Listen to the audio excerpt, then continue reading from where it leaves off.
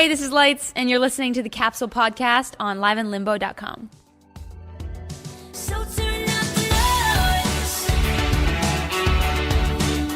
Just do the nines. Running with the boys.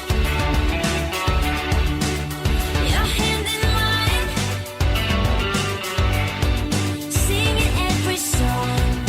Love it every night. Till the night is gone. Just like the old times. Just like the old times. Was what you needed. This is Capsule on liveandlimbo.com. My name is Sean Chin, and this is an adventure into music, film, and pop culture. Returning again is our social media and content editor, Katrina Wang Shu. How's it going? Pretty good. How about you? I am pretty good. So on this episode, we're going to talk a little bit about Jay-Z's Twitter storm in his attempt to defend Tidal, his music streaming service, and my first 24 hours with the Apple Watch. And then we're going to interview Juno award-winning artist Lights, who you got to talk to. Are you familiar with the whole Tidal thing that's going on right now, Kat? Not really. I kind of heard a little bit about it, but I haven't had time to really research it and see what was going on. Well, essentially, it's a music streaming service that's high fidelity, and it's run by Jay-Z, Beyonce, and there's a whole bunch of other A-list artists that have signed on. But then the issue is that it's not catching on because it's $20 a month. Oh, okay. So it's like one of those subscription ones. Yeah, like RDO, which I pay $10 for, but they want twice as much. Yeah. So what makes it more special though? Well, they're saying it's super hi-fi. It's high quality, the highest quality you can get. But people then don't really hear it. Yeah, that's what I was gonna say. Isn't it kind of like the HD TV when people, if they don't have the some people can't tell the difference if their TV's not proper for it. Yeah. It's pretty much it's kind of gimmicky, if you ask me, but it would use so much of your bandwidth every month, your data. Oh, and then in Canada, that's not good because it's not like we have unlimited plans like the States. Exactly. So it's it would be 30 megabytes a song. Seriously? That's huge. Yeah. And so Kanye West was one of his biggest advocates or people that signed on to, because they get the artists that they signed on get a big share of the revenue. So I guess that's what tempted them to sign on. But Kanye West deleted all of his Tidal promotional tweets. So that's telling. Oh yeah, I heard about that. That's I guess the main reason why I heard about it was because of Kanye. Well, see, that's how influential he is now. But yeah, so, and they fired a few of their admin people, and the previous CEO stepped down, so they're going downhill. But anyways, Jay-Z over the weekend was going crazy. Is we need to save this, but I don't think so, because Apple will be releasing their own streaming service in June, hopefully, maybe, I don't know, but that will kill them. I can always count on you for the latest Apple updates. Yes, because speaking of Apple, I have my Apple Watch. I got it on day one. I woke up at 3:03 a.m. That's the only time you'll catch me up that early on on Friday, April 10, and I got it on April 24, which was the first day you could get it. But sadly, the UPS guy did not make it to my door while I was sitting at home. I took the day off work, I told you. Oh my God. I was sitting at home. I gave up my chance to interview Lights to you, so you're welcome too. But anyway, so I was sitting at the door. I don't get it. And then 5 p.m. comes, and I'm like, okay, I have to leave the house now because I have to go cover the concert with Lights and One Republic. Yeah. So my parents got it after, at 6:30. And then they texted me, and I was like, okay, at least I know it's there safely. Of course, as soon as you leave is the time that it arrives. I know, it's always like that. Damn UPS people. I like FedEx better. FedEx is good. Who delivered it? UPS? Yeah, UPS. Did you have to pay duty on it? No, I don't think so. Free shipping. Oh, that's good. I think they have a deal with Apple or something. They always deliver Apple products like iPhones and stuff like that on pre-order on the first day. Okay, that's good. But then what happened to like the other people who ordered like the Apple Watch, the ones that are like not supposed to get this till June or something like that? What happened? I think that will still be UPS, but I don't know. Like, so I have like 4 friends in total that woke up the same time I did. I ordered at 3:03. I got the 42 millimeter stainless steel with the stainless steel Milanese loop, which is really sexy. And I ordered, like, my email confirmation was 3:03 a.m.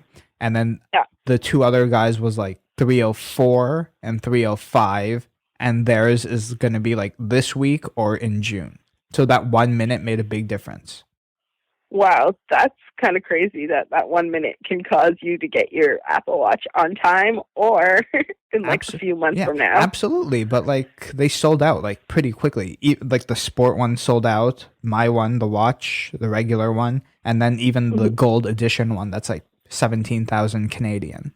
That I'm sold out. surprised you didn't try to get that one, Sean. No, I'm not that rich.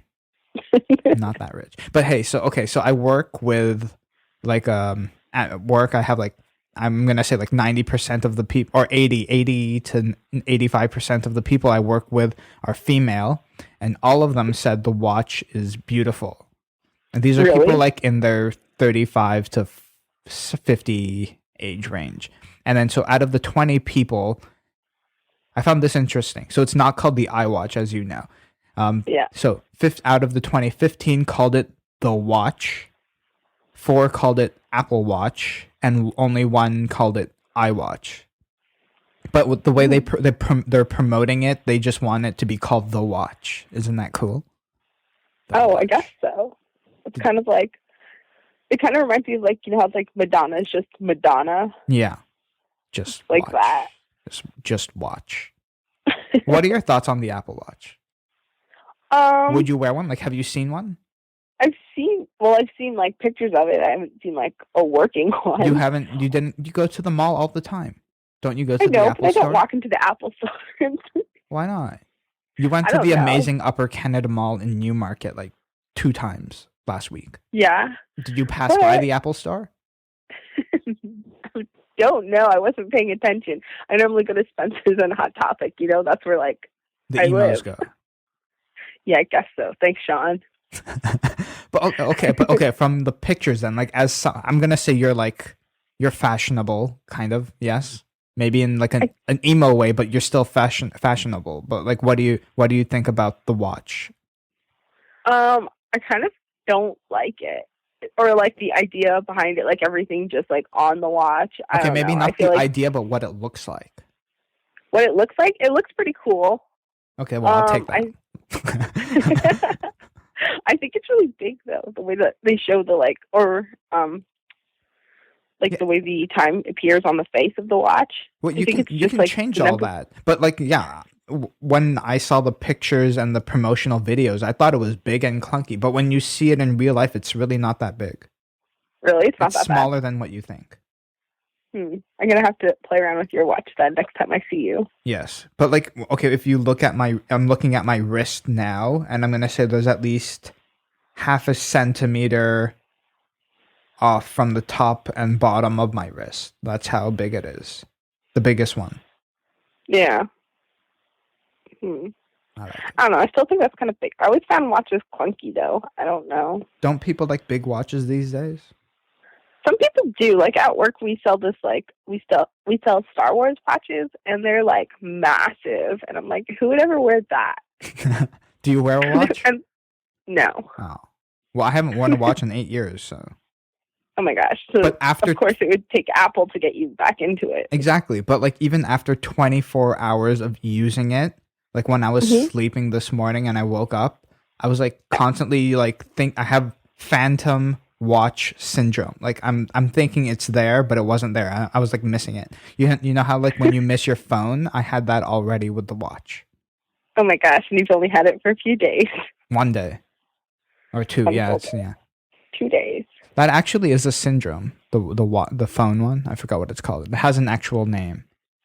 Yeah, I feel like a lot of people feel that way when you're like always used to having something, and then all of a sudden one day you don't have it, and you're just like, where'd it go? And it's always in the back of your mind. Oh, it's right here. Like, let me take my phone out, and then it's not there. I hate that feeling. Yeah. Yeah. So anyway, so let's get to your interview with the one and only Lights. Hey guys, it's Katrina, and I'm here with Lights. She's getting ready for her show at the ACC with One Republic. How's it going? It's going really well. It's a little colder here than I anticipated, but I do remember, I mean, I lived here for 8 years, and it is cold this time of year. I just always forget because I just moved to Vancouver and it's so nice and warm. But it's good. It's good to be back. It really is. This is actually our 3rd time on the ACC stage, and I feel so lucky for that. Yeah, it's really awesome. It's amazing to see how much like you've grown over the years. It's crazy. Yeah, I mean, our first show ever was here in Toronto at the supermarket in Kensington Market. And I remember like the back of my head, I think it was like my 19th birthday or something like that. And we did a Phil Collins cover, and it was really fun. That's pretty awesome. And now here we are for the 3rd time on the ACC stage. So it's And next pretty time you'll probably be headlining the ACC. All right. I was like, when are we going to get to play it? It's going to take some time, but we're getting there. It's a slow burn. I think that's what I've loved about my career over the years. There's never been a moment where my music was overhyped or overplayed or just the like brand new exciting thing. It's always been this slow, steady build, and it's different than a lot of careers in that way. I think I've never had a moment of like where everything exploded, and I've come to really appreciate that. I mean, I have this amazing fan base that's been dedicated from the beginning, and it's just growing over time, and it's just this really healthy, nothing ever moves too quickly for me, and I think it's proving itself to be something that will last for a really long time. That's pretty cool. So you were at the Junos this year. Congratulations on your award for Thank Little you. Machines. Thank How was your you. experience? Oh, it was so good. Really, it just felt like just an awesome weekend because the gala night, we took the Juno for Pop album, and that felt really amazing. And then the next night we performed, and we got to do a bit of Up We Go, and then I jumped up and we did a collab with Sam Roberts, and it was just fun. Like, the more time you spend in the Canadian music world, the more people you know, and then whenever an event like this happens, you get to see everybody again. It's like family reunion, you know? Yeah. It was a blast. That's great that it's so like tight knit. It is. It really is. And and the more people you kind of grow up with in the industry, like Arkel's, like we've been touring sort of at the same level for years. I remember back in 2009, we would always run into each other at the airport because we were always going to the same things. And then years later, we toured together, and now we're all kind of ending up at the same places. So it's just people. It's like high school reunion. You know, it's awesome. So Up We Go, you did a really cool music video for that was in like one take. How was that different from when you did Second Go, which was also a one take? Yeah. Does it get easier after a while? No, Up We Go was so much more complicated. Second Go was just, both end and go. I never really thought of that. Second Go was just me. And it was like, I had the challenge with Second Go was that we had the set, and as soon as I put paint on it, that was all. Like, you couldn't do it again. So I only had one try at it. And that was sort of the challenge with that one. But with Up We Go, there was just so many moving parts. I mean, there were so many people involved. Even just people moving sets, you know, because it was actually like a still elevator. It wasn't going anywhere. It was just people were controlling the doors, people were controlling the lighting, people were controlling the sets in the background and moving things in and out. Then there were actual cast members. My band was in it. Then we had like 20 fans come in and play a party scene for 20 seconds. Like, it was just so many elements that all had to go down to the split second because we had to fit all that in 3 minutes. With Second Go, we actually slowed the take down. So the song was at halftime, so I actually performed it in halftime. And then when you sped it up, it looked kind of choppy and fast. But I had more time to do each move. Whereas this was like, there was no slowing it down. It was just go, like exactly on the right cue. And it was, it was crazy. Halfway through the day, I didn't think it was going to work out, but by 11 o'clock that night, and we'd have been going for 14 hours at that point. Oh my gosh, that's a long we got shoot. a take. Yeah, it was crazy. So when you were recording Little Machines, you were expecting your little one. Was it hard to record while you were expecting? It was hard to sing. I was full term when I was doing vocals, and you have, I don't know if anybody knows this if you're not pregnant and you haven't experienced it, but you have zero abdominal muscles, and a lot of vocal power comes from your diaphragm and your abdominals. And I had none of it, so I had to figure out other ways to sing. So a song like Up We Go, which is pretty much belting the entire time, was sort of challenging. There she is, the fruits of my labor. And it was a really challenging. I had to figure out different ways to sing. But afterwards, I had sort of figured out this these new tactics on how to sing powerfully, and then I got my abdominals back, and it's like more powerful than ever, I guess. That's pretty cool. You also posted a video on Instagram with you like tapping on your tummy while you were recording. So what other unique sounds did you do to like create the album? Yeah, that was fun. That was in Portal. The beat of the first song on the record has a baby belly sound, so it created this really homey vibe. We did lots of interesting little things. Drew Pearson, the producer of the record, is a beta tester and creator of a lot of interesting iPad apps. Not to mention he's privy to a lot of the cool ones. So we actually had a lot of iPad sounds and effects from amazing synth apps and sound apps. Like you can record in a sound of anything and then distort it and mess with it, reverse it, put reverb on it, and it becomes something else. So there's sounds that started out as just tapping on a desk that turned into an actual melody. And we use these little things called, it's called Little Bits. And partial inspiration for the album title, because we used it on so many things, where it's these little, like, looks almost like My First Synth kind of thing, where you piece together all these little pieces. It's ultimately a simple circuit synth that you piece together the different elements. And she's laughing over there. And you can create all kinds of different sounds, and that created a lot of the ambience in some of the parts. That's pretty cool. Also, so have you noticed like your daughter reacting to certain songs from Little Machines because she was in you when you were making it, or as opposed to other songs? I think she just feels really comfortable around them because she's around them so much. I mean, she tours with me. She hears the songs every night. Even if she's in the band room or, somewhere nearby, she still hears it through the walls and recognizes it. And I think more so she just kind of passes out. She falls asleep. It's like something very familiar to her. That's good though, because at least you have something to like backfall on. Exactly. If you need to. Exactly. Put the record on. It's all good. This year was also your very first Coachella. So how was that experience, and what was some of the highlights for you? It was fun. It was really crazy and a beautiful festival. I think one of the highlights was the festival itself, just in terms of the way it's laid out, and there's all these really beautiful art installations, and the surroundings are very surreal and almost apocalyptic. It's really beautiful. I got not a highlight, but a dark light would be the fact that I got the Coachella cough. I think it's because everyone's inhaling dust the entire time, and I got a lung infection towards the second weekend, but it was all balanced out by the fact that it was just so amazing. And watched AC/DC, and those guys are getting up there in age, but they rocked it. That would be a highlight too. They know how to rock, man. It was good. It was really good. That's always good when you get to see the like older mans do the stuff, but they're still like as if they were, He had knee pads on, sliding around on the floor. You're like, wow, he's like 70. Actually, I don't know how old they are. Probably around there. You also did a collab with Kids Help Phone and Blue Notes. Yeah. So where was the inspiration to start that? And also, has your desire to let your fan base be more aware of things like this strengthened over the years? Yeah, absolutely. I think, any really interesting opportunity to get involved for a good cause is great. I don't have any specific dedication to only one kind of cause. I spend a lot of time working with World Vision. I'm a World Vision ambassador for World Hunger and helping children get out of tough situations. Dirty, degrading jobs, or giving them an opportunity to move outside of the squatter area. That's one of the only ways that you can change poverty. So that's an important one for me, being someone raised on the mission field. But there's so many other things that are important too. And I actually took a tour of the Kids Help Phone facilities and talked to a lot of the counselors and just exactly what they're all about. And it was so powerful and amazing because when I was young, I was fortunate enough to have my parents there that I could talk to and a really good relationship with them. But a lot of the kids that are calling in don't have that kind of relationship with their parents, or their parents are the problem. And it's this total anonymous 24-hour hotline that people can call and talk to somebody, because that is so important.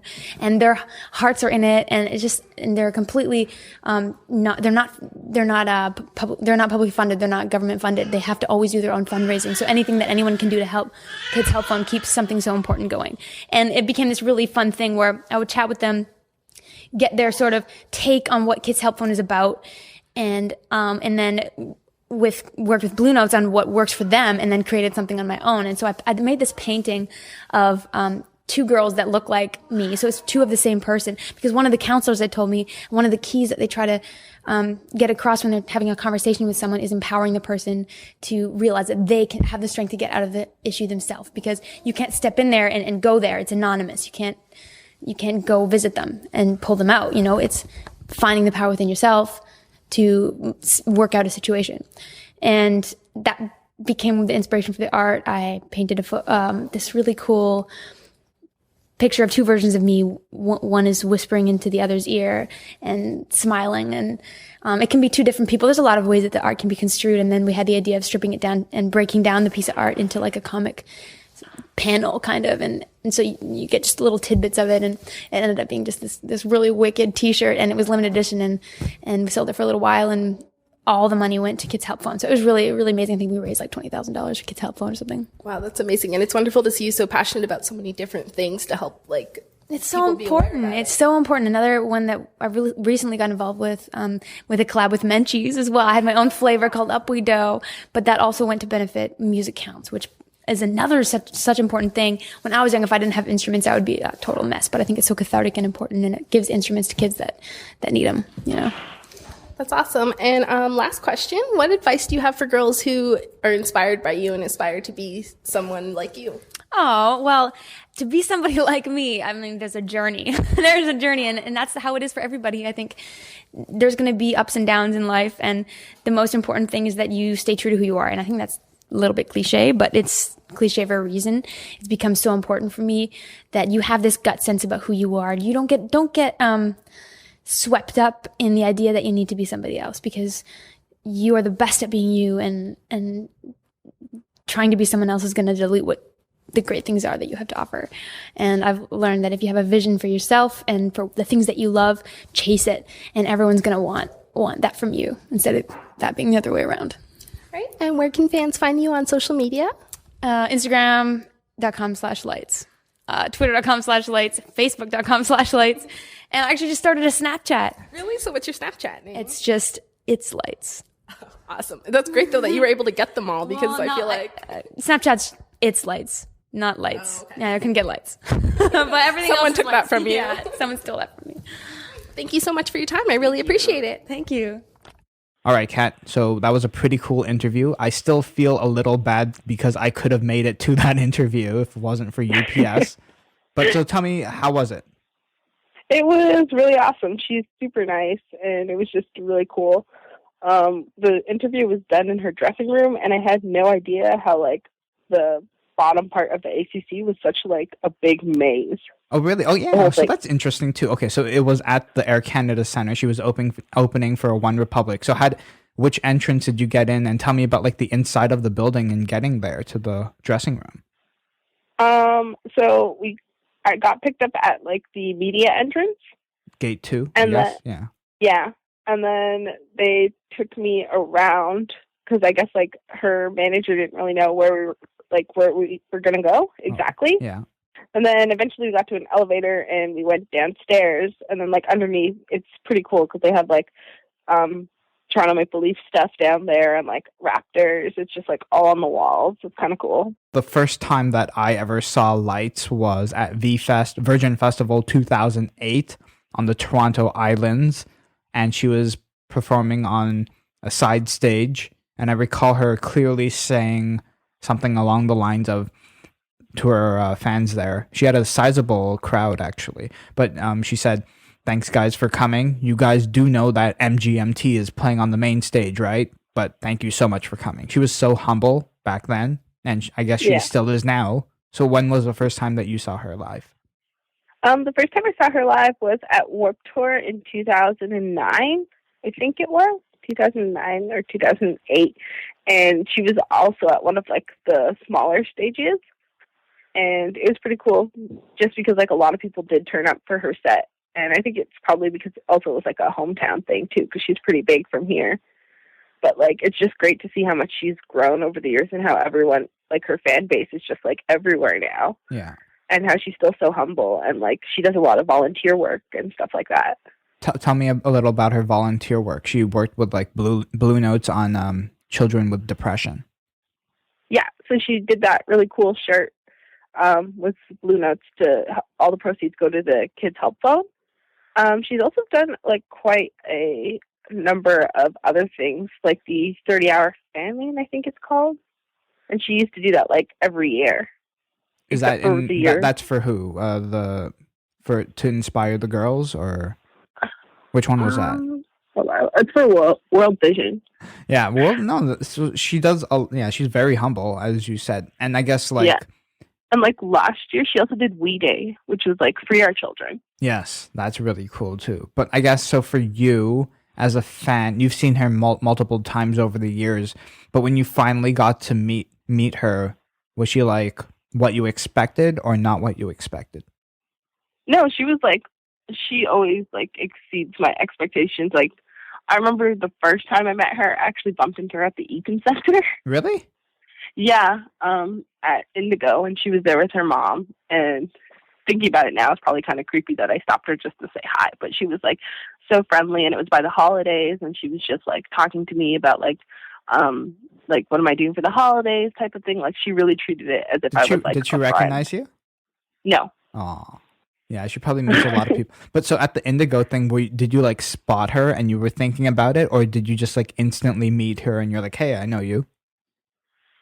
Yeah, no, like I spotted her and she was in line Oh, checking so out. you So I were kind of like, yeah. So you did stalk her. no, I didn't. It's okay. Yeah. On to the show itself. What did you think? Like, as we were saying before, she was playing a lot of small side stages at these other festivals, but now she's performing with huge international artists like One Republic. How was her set? It was amazing, and it's pretty cool too because that's not like the first time I've seen her at the ACC. Because she also opened for like Paramore, but then like Paramore was like half of the bowl, so it's kind of cool to see her play like half of the ACC and now the full thing. Yeah, so that was a pretty big deal then. Yeah, The fans seemed to love it. I had to photograph the event from the soundboard, and it looked pretty packed to me. It was like pretty full. yeah, Did it was good, and then did it you was just sing great along? to see everyone. Pardon? Did you sing along? Of course, you can't not sing along to Lisa's songs. They're just always so like catchy. How was Yeah. how was One Republic then? One Republic was great, although I did see them last year, I think it was, when they came through like the first run of that tour. And I feel like it was the exact same thing. That was at the Molson, right? Yeah. Oh, so you saw It them felt twice. like the exact same Wow. set list. Yeah. It looked like the same. What do you call it? Stage. The stage, yeah. Yeah, the only difference, I don't remember them having like the extension with the catwalk for them to like play to the middle of the crowd. Yeah. Did they have like the big curtain thing before too? Yes. They stole that from a band called Sigaros. Billy Talent used to do that too. Oh, really? Oh my god. They all stole it from Sigaros then. I'm pretty sure Yeah. they did it first. Probably, but like I remember the first couple of times I saw Billy Talent in like 2007, and like the time after that, both times their first song was done behind the curtain, and then it just like dropped. I think now that I think about it, that's why there was no photo pit, because if the photographers were in the pit, that would suck. That would probably hit us. Yeah, I guess so. Like the Avenged air of Sevenfold it did coming it. down would like knock us out. Because you said the pit was pretty big. Yeah, the pit was pretty big. Like I feel like people could have been in there because like Avenged Sevenfold, they did that. They did that too. The first time they came back after their drummer passed away, and like they just had the photographers outside of the pit, and then they quickly dropped it, and then they let us stay in a little bit longer. Yeah, that would be a After the good third song. idea. Yeah, they should drop it, and then they let us go in. Yeah, and then they're just like, oh, you can stay for like a little bit longer, but then there's one guy on the other side of the like the photo pit that makes sure that everyone gets out when the time's up. And is alive. Yeah. Yeah. All right. That was a pretty fun show, actually. I really enjoyed it. I'm not a super huge One Republic fan, but I do find their music catchy. And Tim Cook, the CEO of Apple, loves them. Pardon. Oh, I was like, wait, who's that? The CEO of Apple. You know that. I know. And then what did you think of Ryan Tedder, like his stage presence and his voice? He was great. He was running around everywhere. He's very charismatic. He likes to interact with the crowd. If I was a girl, I would say he's really good looking. I think it was pretty cool too how he just like kept running in and out of like into the actual like stadium part where all the fans were and singing to them. He seems like So a like really everyone humble got a guy. good view. Yeah. And he writes for a lot of other musicians as well. Yeah. I think that's pretty cool. And then it's like you don't realize that he's behind other songs. So I guess he's like the songs that they don't want, or maybe that are more personal to him, then he uses that for One Republic stuff. I guess. Yeah. All right. Well, that's a pretty fun show, and I hope to see them again. And I'm sure you're going to buy tickets again the next time they come. Yep, always, never miss them. Are they one of your favorite bands? Like today? They're pretty high. They're up not emo, there. but like. I don't just listen to quote unquote emo things, Sean. Okay, what are your 3 top bands who are not emo? Like artists and Yeah, stuff like artists. that. Yeah. I love Katy Perry. She's like on the very like top. Yeah, she's not emo. I like Maroon 5. Okay. And a third one. Obviously one. I really like Carly Rae Jepsen right now. Really? You like Carly Rae? Okay, well that's good for Yeah. Canada. Pardon? That's good for Canada. I guess so. Is she like the Canadian Katy Perry or not that close? No. Katie's still like way above there. Okay. Well, anyways, that was great talking to you again. Good episode. Great interview. Yep. I'm kind of jealous still, but yes. You have to make sure that you have no Apple Watch coming for you next time. That's right. It's timing. Timing is everything. All right, Kat, where can all of our listeners find you? On Twitter, at Penguins with Cake. And and Instagram, The Wandering Cat X. X with an X at the end, yes. Yeah. And you can follow myself on Twitter at Sean Chin. You can follow the show at Live in Limbo. Please subscribe to the show on iTunes. Give us 5 stars and leave some nice words in the review section. And as always, you can find the show notes at liveinlimbo.com/capsule. Take care.